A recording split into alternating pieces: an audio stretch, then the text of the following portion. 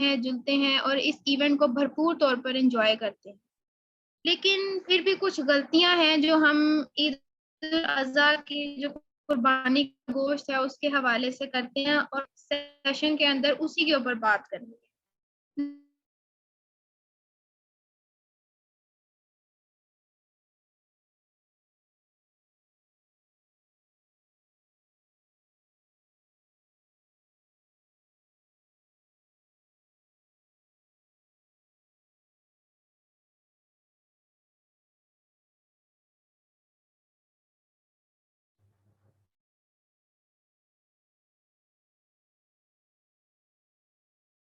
This shows that in 2020, the beef consumption per capita in Pakistan is 6.42 kilograms per person annually. And in 2016, more than 2,500 people were admitted to city hospitals due to food poisoning and gastroinfectious problems. And today here, RCS aims to aware the community about such issues so that to improve the health and well-being of the community. And we know that a balanced diet is important to avoid such diseases. So today here we will talk about how to consume meat in a balanced way by an expert nutritionist, Miss Ikra Naz. Let me first introduce you about her. And she did her bachelor's in human nutrition and dietetics from one of the prestigious institutes of Lahore, and that is UAS. She is also the gold medalist of UAS as well. Moreover, she is the CEO of Cover Be Kind and a telenutritionist and a consultant dietitian as well. She is a certified clinical nutritionist with a working experience at Fatma Memorial Hospital and Children's Hospital as well. Furthermore, she is a fitness instructor and a health and fitness blogger as well. Mashallah, and I am pleased to have you, Ms. Ikra Nas, today here with us on the request of RCS. Miss Iqra अस्सलाम वालेकुम, how are you? सबसे पहले तो मैं आपकी बहुत बहुत शुक्रगुजार हूँ कि आप आरसीएस के इनविटेशन के ऊपर यहाँ आई और अपना टाइम दिया, और मेरी आपसे गुजारिश है कि प्लीज सेशन को स्टार्ट करें। वालेकुम अस्सलाम। Late me just give me a minute, अजान हो ले उसके बाद मैं सेशन स्टार्ट करती हूँ, ठीक है? जी जी ठीक है, श्योर।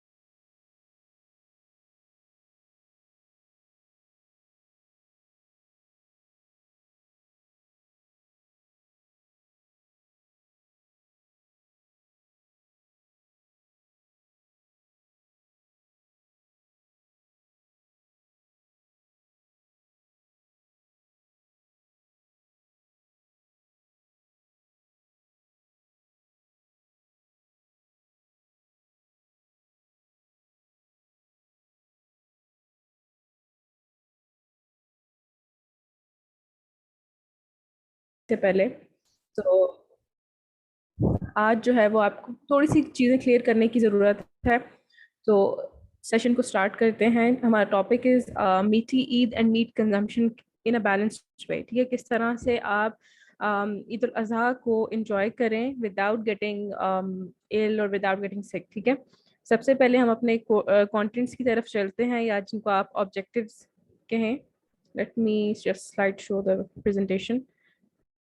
ठीक है जी, ऑब्जेक्टिव्स के अगर अंदर देखें तो हमारे पास सबसे पहले मैं आपको बताऊंगी meat and its benefit. Although we all know कि मीट के क्या क्या बेनिफिट्स हैं, but still we need to understand कि उसके बेनिफिट्स क्या है और किस तरह से वो हमें हेल्प कर रहे हैं। ठीक है, मेथड्स ऑफ प्रिजर्वेशन कौन कौन से हैं, किस तरह से हम मीट को स्टोर कर सकते हैं। बेसिकली डाइटरी रिकमेंडेशंस, जो कि एक स्टैंडर्डाइज्ड डाइटरी रिकमेंडेशंस क्या हैं वो आपको बताऊंगी। Complication related to overeating, time period to store meat, कितने टाइम के लिए आप जो है वो मीट को स्टोर कर सकते हैं। हाउ टू डिफ्रॉस्ट, कि अगर आपने कोई मीट को फ्रीज किया हुआ है तो उसको डिफ्रॉस्ट करना या थॉ करना जिसे हम कहते हैं, कि उसको पिघलाना कैसे है आपने, और फिर आपने उसको किस तरह से यूज करना है। And consumption of other food groups along with the proteins.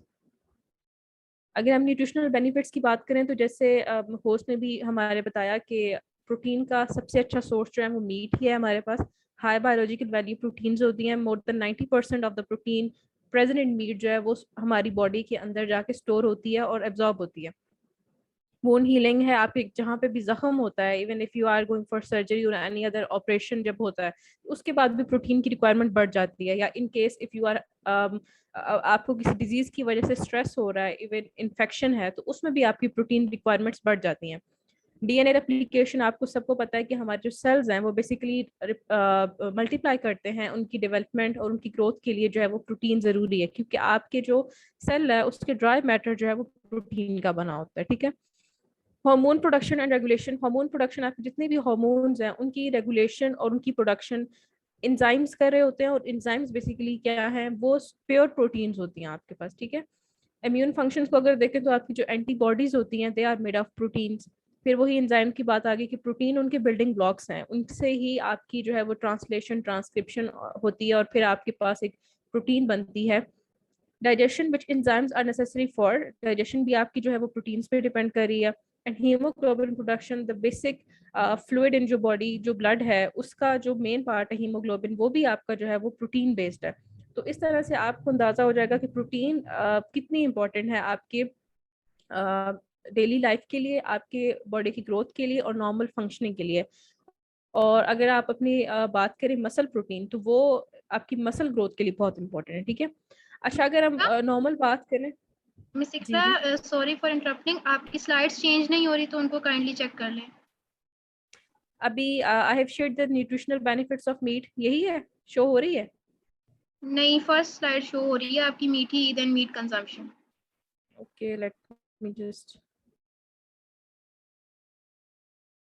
Listeners, meanwhile आपके जो क्वेश्चंस हैं, जो भी आपकी क्यूरीज हैं, वो आप प्लीज चैट बॉक्स में राइट डाउन कर दीजिएगा। एंड के ऊपर हमारी मैक्सिमम कोशिश होगी कि उनके मैक्सिमम आंसर आपको मिस इकरा नाज दे सकें। Thank you. शो हो रही है? नहीं, चेंज नहीं हुई आपकी स्लाइड। चलिए, लेट मी 2 मिनट चलें, में कैरी आपको। On, it's okay, it's okay. नहीं, मैं आपको अभी अभी देख के हुई शेयर।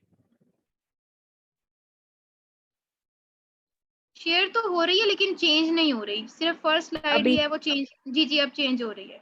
चलें, ठीक है। जी ये जी, आपके थैंक यू। ऑब्जेक्टिव्स जो मैंने आपको बताए थे, तो first slide that we are discussing right now, कि 20 अमाइनो एसिड्स होते हैं नेचर के अंदर, और उसके अंदर से 9 जो है वो एसेंशियल अमाइनो एसिड्स हैं, और वो सिर्फ और सिर्फ आपको मीट से मिलेंगे। अगर आप प्लांट बेस्ड प्रोटीन से लेना चाहेंगे तो आपको कंप्लीट अमाइनो एसिड प्रोफाइल नहीं मिलती। ठीक है।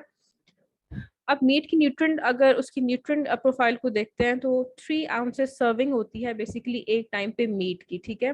3 ounces is equal to the size of your palm. ठीक है। जितनी आपकी हथेली का साइज है ना, इतना जो है वो मीट का जो एक टुकड़ा है वो आपकी एक टाइम पे सर्विंग है। ठीक है।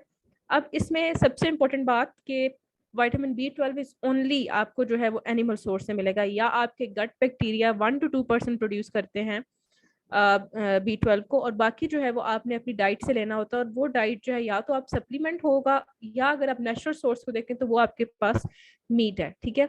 और इसके अलावा राइबोफ्लेविन इज वेरी इंपॉर्टेंट। ठीक है। और प्रोटीन तो आपको मिल ही रही है। ठीक है। तो meat contains creatine and carnosine which can not be obtained from plant based food. और जो क्रिएटिन है वो बेसिकली आपकी एनर्जी जो पाथवेज हैं, जो आपकी एनर्जी प्रोड्यूस करते हैं, अगर आप फॉर एग्जाम्पल जैसे आप हाइक करते हैं या रन करते हैं, तो जो एक shift sudden need of energy है, उसमें क्रिएटिन फॉस्फेट पाथवे यूज होता है। ठीक है। फर्स्ट 10 सेकंड जो होते हैं आपकी एक्सरसाइज के, किसी भी इंटेंस एक्सरसाइज के, तो उसमें जो आपको एक बूस्ट मिलता है एनर्जी का, वो बेसिकली आपको क्रिएटिन फॉस्फेट पाथवे से मिलता है। तो ये आपने बात ध्यान में रखनी है। आगे अगर हम डाइटरी रिकमेंडेशंस की बात करते हैं, तो dietary recommendation according to United State Department of Agriculture जो है, उन्होंने हमें फूड गाइड पिरामिड दिया था। ठीक है। 2011 में लेटेस्ट इसका जो पिरामिड आया है, उसके अकॉर्डिंग अगर आप देखें तो आपको ये यहाँ पे टॉप राइट साइड पे मीट पोल्ट्री का पोर्शन मिल रहा है। ठीक है। ये जो फूड ग्रुप है, आपने 2 to 3 सर्विंग लेनी है दिन में। 2 to 3 सर्विंग पर डे का मतलब ये है कि you can have 2 to 3 ounce of meat per day. जो मैंने आपको पहले बताया है कि आपकी हथेली के साइज का जो एरिया है, इतना मीट आप एक दिन में ले सकते हैं। This is basically boneless meat की मैं बात कर रही हूँ, ठीक है। ये आपकी डाइटरी रिकमेंडेशन है स्टैंडर्डाइज, ठीक है। अगर आप रेड मीट खाना चाहते हैं तो उसकी कंजम्पशन आपने हफ्ते के अंदर 3 पोर्शन, इससे ज्यादा नहीं करना, ठीक है। 3 पोर्शन आप ले सकते हो। 3 पोर्शन का मतलब, अच्छा, जो 2 to 3 oz मीट होता है ना, वो बेसिकली 100 ग्राम होता है, ठीक है। तो अगर आप 3 पोर्शन को इक्विवेलेंट करते हैं हफ्ते की, तो वो 350 से तकरीबन 500 ग्राम के दरमियान है रेड मीट बनेगा। इससे ज्यादा आपने नहीं लेना।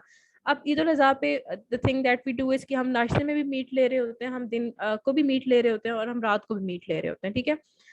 और दूसरी बात ये आती है कि जितना ज्यादा आप मीट खाएंगे ना, उतनी ज्यादा आपकी बॉडी के अंदर वाटर रिक्वायरमेंट बढ़ जाएगी, क्योंकि प्रोटीन की मेटाबॉलिज्म के लिए हमें पानी ज्यादा चाहिए होता है। और जब हम पानी ज्यादा नहीं पीते तो हमें मोस्टली क्या होगा कि हमारे पेट में दर्द होगी, हमें कॉन्स्टिपेशन हो जाएगी, ठीक है, और ब्लोटिंग होना शुरू हो जाएगी। तो ये है बेसिकली डाइटरी रिकमेंडेशन आपके प्रोटीन की फ्रॉम मीट, ठीक है। कॉम्प्लिकेशंस क्या क्या है? कॉम्प्लिकेशंस ओवर ईटिंग से रिलेटेड जो जो है, उसमें आप देखें कि आप अगर कुक करते हैं रेड मीट को हाई टेम्परेचर पे, जैसे मैं आपको एग्जांपल दूं तो हम बारबेक्यू कर रहे होते हैं या हम सीख कबाब वगैरह बनाते हैं, तो जो मीट आपका ब्लैक हो जाता है, जल जाता है, ठीक है, हमें बड़े वो क्रिस्पी लग रहे होते हैं, बेसिकली दैट आर हाइड्रोकार्बन्स, ठीक है। वो हाइड्रोकार्बन्स क्या है? वो carcinogen, and you never know कि इवन 1 मॉलिक्यूल ऑफ हाइड्रोकार्बन जो है वो आपके अंदर म्यूटेशन कॉज कर सकता है, it can lead to cancer. तो आपने बात याद रखनी है कि अगर आप कोई भी तिक्का पार्टी वगैरह कर रहे हैं, तो आपने जहां जहां से बोटी या जहां से कबाब जलता है वो आपने नहीं खाना। ऑल तो वो बहुत टेस्टी आपको लग रहा होता है, वो बड़ा क्रिस्पी सा होता है, लेकिन वो आपका कार्सिनोजेनिक है, ठीक है। इसके अलावा आपने हेल्थियर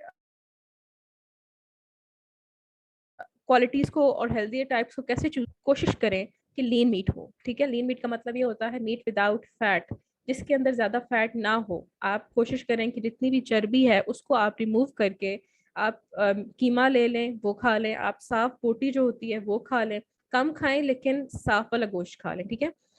इसके अलावा अगर आप कॉम्प्लिकेशंस देखें ओवर ईटिंग से, सबसे पहले ब्लोटिंग। ब्लोटिंग क्यों हो रही है? क्योंकि प्रोटीन जो है वो एक लो रेजिड्यू डाइट समझी जाती है। लो रेजिड्यू का मतलब क्या होता है कि जब ये डाइजेस्ट हो के आपके गट के अंदर कुछ भी बाकी नहीं रहता, ये टोटली एब्जॉर्ब हो जाती है आपकी बॉडी के अंदर, ठीक है। जैसे अब हम कार्बोहाइड्रेट्स खाते हैं ना, ग्रेन्स वगैरह, तो उनके अंदर फाइबर होता है, वो हमारे गट से एज इट इज निकलता है in the form of stool, ठीक है। तो प्रोटीन जो होती है वो आपके गट के अंदर कुछ भी नहीं छोड़ती, इसी वजह से आपको कॉन्स्टिपेशन भी अक्सर होती है। तो उसमें फाइबर नहीं होगा तो आपको ब्लोटिंग होगी, ठीक है।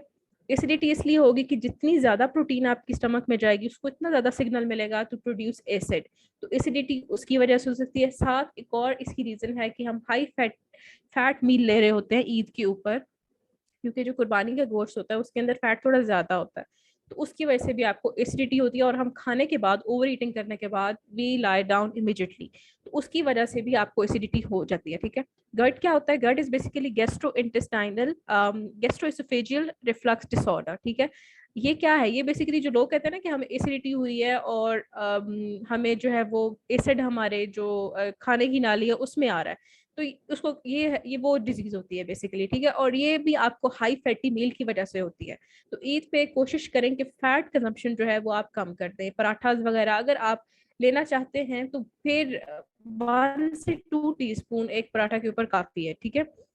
मीट स्वेट, अच्छा, मीट जो आपके पास प्रोटीन्स हैं, ये एक वाहिद फूड ग्रुप है जिसको डाइजेस्ट करने के लिए आपकी बॉडी को बहुत ज्यादा एनर्जी लगानी पड़ती है। और उस वजह से क्या होगा, जितना ज्यादा आप मीट खाएंगे उतना ज्यादा आपको स्वेट आएगा, पसीना बहुत ज्यादा आएगा। तो उसको हम कहते हैं डाइट इंड्यूस्ड थर्मोजेनेसिस, इनको मीट स्वेट्स भी कहते हैं। तो आप इस बात को भी ख्याल में रखें कि आपको इसकी वजह से डिहाइड्रेशन होने के चांसेस ज्यादा है। लेजीनेस क्यों होती है? When you are over eating, तो क्या होगा, आपकी प्रोटीन्स को डाइजेस्ट करने के लिए आपकी बॉडी सारा ब्लड फ्लो आपका लेके चली जाएगी गट की तरफ। अब गट की तरफ जब ब्लड फ्लो जाता है तो आपके जो ब्लड फ्लो है टुवर्ड्स मसल एंड ब्रेन वो कम होगा और आपको लेजीनेस फील होना शुरू हो जाएगी। डिहाइड्रेशन के मैंने आपको ऑलरेडी बताया कि प्रोटीन को डाइजेस्ट करने के लिए we require a lot of fluid. तो जितना कम आप पियेंगे पानी प्रोटीन के साथ, उतनी ज्यादा आपको डिहाइड्रेशन हो जाएगी। And second one is meat sweats. तो ये जो दो कॉम्बिनेशन है उसकी वजह से आपको डिहाइड्रेशन और इवन स्वेयर डिहाइड्रेशन होने के चांसेस है, ठीक है। आपको डिजीनेस फील होना शुरू हो जाएगी, आप सुस्त हो जाएंगे, लेथार्जी हो जाएगी। रिस्क ऑफ हार्ट डिजीजेज, अच्छा मोस्ट ऑफ द टाइम अगर आपने सुना होगा ईद के आसपास मोस्ट जो लोग होते हैं उनको हार्ट अटैक्स आते हैं। क्यों आते हैं? कि एकदम से आपने high fatty meal along with over eating आपने की है, आपका ब्लड प्रेशर ज्यादा होने के चांसेस हैं, आपकी जब बॉडी इतनी हीट प्रोड्यूस कर रही है थ्रू डाइट इंड्यूस थर्मोजेनेसिस, तो उसके अंदर आपका दिल घबराता है। इस तरह से आपको, जिनको ऑलरेडी हार्ट डिजीज है उनके लिए तो बिल्कुल ही बैलेंस वे में खाना बहुत बहुत ज्यादा जरूरी है, क्योंकि चांसेस बढ़ जाते हैं, ठीक है, हार्ट हार्ट अरेस्ट के। अच्छा, मेथड ऑफ प्रिजर्वेशन की तरफ चलते हैं अगर हम, कि किस तरह से इसको स्टोर किया जाता है मीट को। The best method and the most affordable हमारे पास फ्रीजर ही है घर के अंदर, जो कि -18 पे काम करता है कि उसके अंदर स्टोर करें। अच्छा, मैं आपको बताती हूँ कि आपने करना क्या है। अगर आपका कुर्बानी का गोश्त आता है तो कोशिश करें कि आप उसके जो टाइप ऑफ गोश्त है, मतलब टाइप ऑफ मीट है, उसके मुताबिक आप उसको स्टोर करें। अगर आ, साफ करें पहले गोश्त को साफ करने के बाद साफ वाला गोश्त एक साइड पे रखें। I am talking about boneless, ठीक है। बोनलेस वो आपने एक साइड पे रखना है। हड्डियां जिनके साथ थोड़ी थोड़ी बोटियां होती हैं वो आपने एक साइड पे रखना है। स्पेशली जो सर की बोटियां होती है ना, जो अक्सर कसाई अंदर ही उसको चॉप कर देते हैं, वो आप साइड पे रखें, क्योंकि जो आपकी सर की हड्डी होती है ना वो जल्दी खराब हो जाती है, ठीक है। तो उसको आपने एक साइड पे रखना है, या उसको अगर आप नहीं यूज करना चाहते तो आप ना यूज करें, ठीक है। आपने कलेजी उसी दिन फ्रेश फ्रेश यूज करनी है, कलेजी को फ्रिज में ना रखें, क्योंकि उसके अंदर बहुत ज्यादा ब्लड होता है और वो कंटेमिनेशन करता है, ठीक है। इसके अलावा आपके अगर पाए हैं तो वो अलहदा। तो इस तरह से क्या होगा कि आपका मीट खराब नहीं होगा। एंड फर्स्ट इंपॉर्टेंट थिंग, लोग कुर्बानी के गोश्त को धो देते हैं, धोना नहीं है आपने गोश्त को, ठीक है। धोए बगैर आपने उसे फ्रिज के अंदर रखना है, फ्रीजर के अंदर, क्योंकि जब आप धोएंगे तो धोने से मॉइस्चर ज्यादा होगा, मॉइस्चर ज्यादा होने से बैक्टीरिया ग्रो करते हैं, ठीक है। ये बात आपको अगर समझ आ गई है, I am going to next point, drawing. Drawing क्या है जी? अच्छा, ड्राइंग जो है ना मोस्टली पुराने जमाने के लोग यूज करते थे, अभी भी गिलगित वाली साइड पे, कैलाश वाली साइड पे ये चीजें यूज होती हैं, ठीक है। स्मोकिंग क्यूरिंग एक ही बात है, ठीक है। अब ड्राइंग क्या की जाती थी कि इसकी थोड़ी सी मैं आपको बैकग्राउंड बताती हूँ कि बारीक बारीक लेयर्स काट के और उनको फिर एक तार पे लटकाया जाता था और ड्राई किया जाता। ड्राइंग बेसिकली क्या करती है, जो तीनों पॉइंट्स हैं ये वाटर रिमूव कर रहे होते हैं, ठीक है, आपके मीट में से, और बाकी आपके पास बल्क मटेरियल सिर्फ बच जाता है। तो वाटर जब रिमूव हो जाता है तो उसमें कोई बैक्टीरिया या फंगस ग्रो नहीं कर सकती, ठीक है। तो ये ड्राइंग का मेथड था।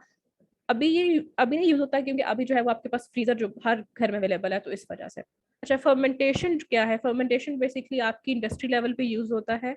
पुराने लोग यूज करते थे, बट अभी वो तरीका क्योंकि थोड़ा कम हो गया है तो हमें इतना ज्यादा फर्मेंटेशन नहीं करनी पड़ती। अच्छा, जो आपने पेपरोनी पिज्जा खाया होगा, जो पेपरोनी होती है वो बेसिकली क्या होता है, वो फर्मेंटेड बीफ होता है या फर्मेंटेड चिकन होता है। तो इसकी जो प्रिपरेशन है वो हर एक इंडस्ट्री डिफरेंट तरीके से करती है और कंट्रोल इन्वायरमेंट के अंदर की जाती है, इसीलिए हम इसे घर में इतना इजीली यूज नहीं कर सकते, हमारे लिए मुश्किल है उस इन्वायरमेंट को या उस कंट्रोल कंडीशंस को मेंटेन करना। अच्छा, कैनिंग एंड सॉल्टिंग। सॉल्टिंग अभी भी कुछ घरों में यूज की जाती है कि गोश्त के ऊपर जो है वो नमक लगा दिया जाता है। नमक क्या है? एक बेसिकली जब भी आप ब्राइन सॉल्यूशन को यूज करते हैं तो वो आपकी कंसंट्रेशन ज्यादा कर देता है सोल्यूट्स की, तो उसके अंदर आपके माइक्रोब्स वगैरह ग्रो नहीं कर सकते। कैनिंग जो है वो आपको इंडस्ट्री लेवल पे यूज होती है।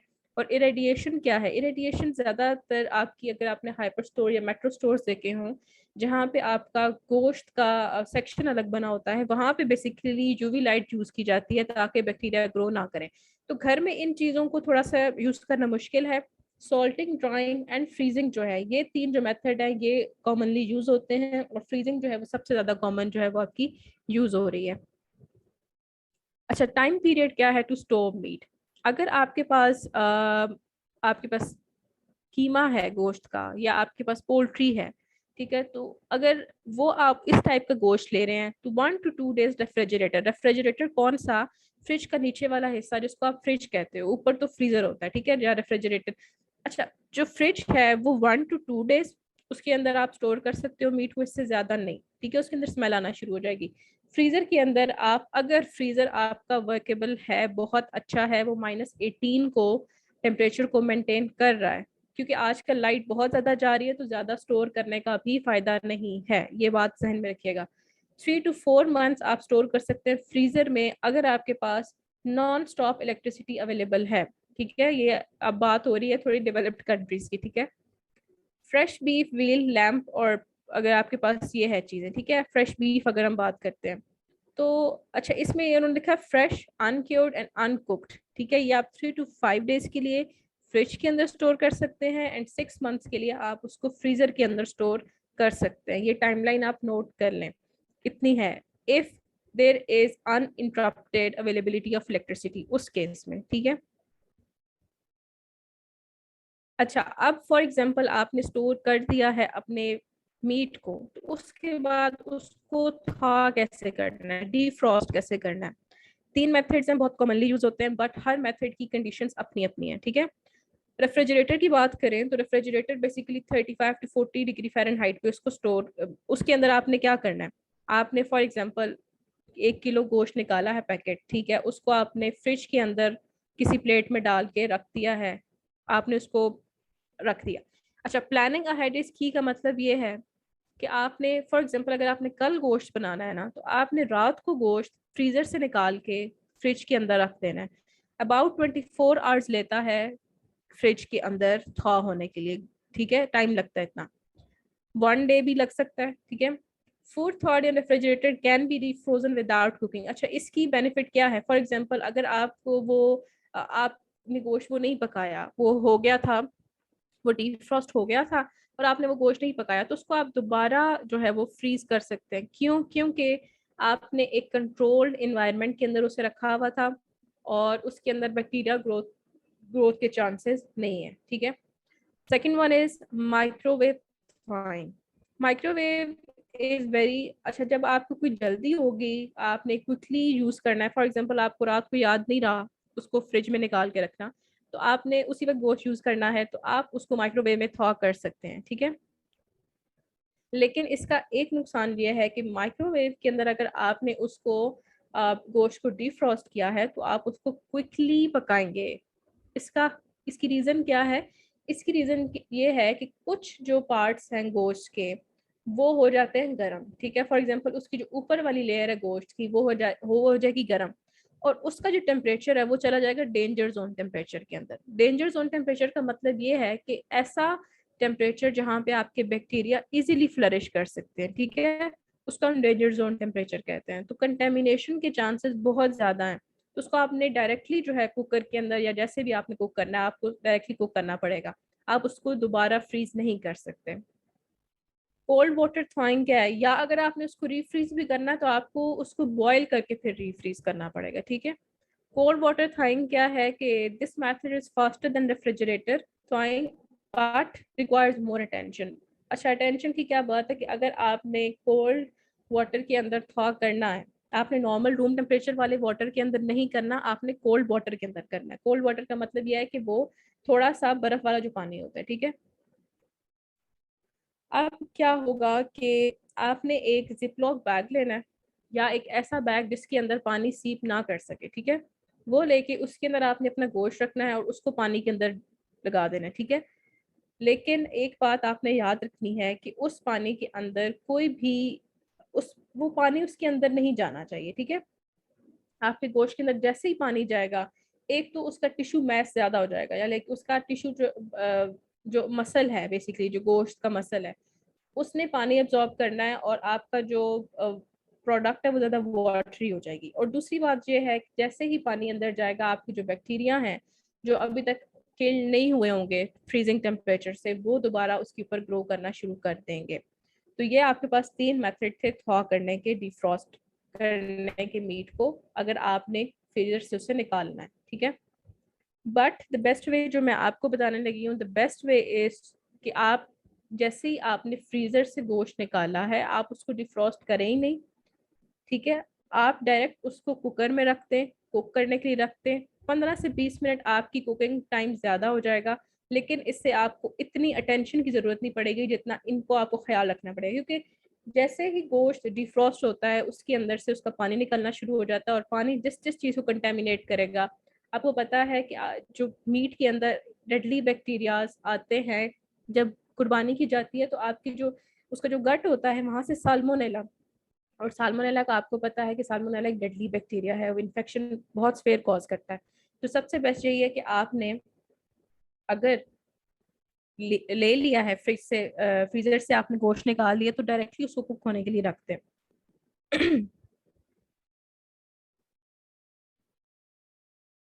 ये देखें, cooking without thawing. When there is not enough time to thaw frozen foods or you are simply in a hurry, just remember it is safe to cook foods from the frozen state. The cooking will take approximately 50% longer than the recommended time for fully thawed or fresh meat and poultry. ये वही बात है जो मैंने आपको बताई है कि अगर आप डायरेक्टली उसको कुक होने के लिए रख देते हैं, एक तो बेस्ट यही है, और दूसरी बात यह है कि वो थोड़ा सा टाइम ज़्यादा रहेगा। फॉर एग्जाम्पल, अगर आप पहले जो गोश्त है वो 20 मिनट कुकर में रखते थे, तो अब आपको थोड़े से 40 मिनट तक रखना पड़ेगा। ठीक है, तो ये आई होप आपको समझ आ गई होगी। अच्छा, other food groups to focus क्या है, क्योंकि अगर आपने बैलेंस वे की बात की है ना, किस तरह से बैलेंस करना है, तो ये वेरी सिंपल एक एनिमेशन है जो कि यूएसडीए ने बेसिकली इंट्रोड्यूस कराई थी क्लाइंट्स के लिए, जो कि डाइटिशियंस के पास आते हैं, कि अगर आप अपनी एक प्लेट को देखें तो उसके आपने 4 हिस्से किए हैं। तो एक साइड पे अगर आपने वेजिटेबल्स लिए हैं उतने ही आपने ग्रेन्स लेने हैं, जितनी आपने प्रोटीन लिए हैं उतने ही आपने फ्रूट्स लेने हैं, और साथ आपने कोई डेयरी का सोर्स रखना है। अच्छा, जरूरी नहीं है कि आप एक टाइम पे ये पांचों के पांचों पूरे करें, किसी के पास अवेलेबिलिटी होती है, किसी के पास नहीं होती, बट कोशिश करें कि एटलीस्ट 3 फूड ग्रुप्स आपके लाजमी हो।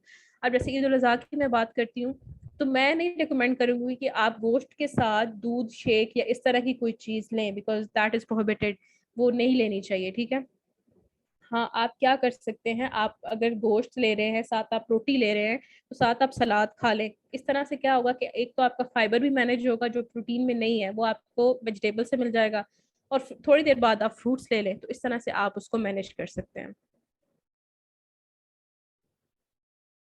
ठीक है, thank you so much, I hope आपको समझ आ गई होगी। मैंने बड़े इजी अल्फाज में सारा कुछ आपको एक्सप्लेन किया है, एंड आपके जो भी क्वेश्चंस हैं आप बोल सकते हैं, मुझसे पूछ सकते हैं। Thank you so much miss Iqra, thank you so much. एक क्वेश्चन है हमारे पास, बाकी ऑडियंस भी आपके जो क्वेश्चन है आप प्लीज पूछें। अच्छा, निम्रा शाहिद ने पूछा है, do the carcinogenic hydrocarbons only cause stomach cancer और the cancer of whole GI tract? Miss Iqra.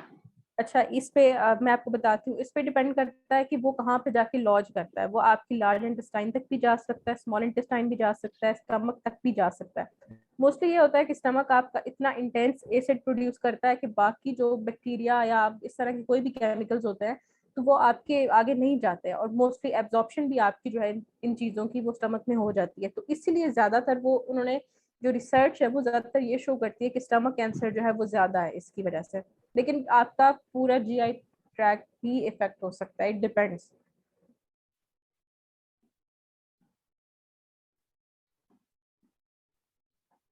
Thank you miss Iqra. अच्छा, और किसी का क्वेश्चन है तो प्लीज पूछ लें ताकि फिर हम सेशन को वाइंड अप करें।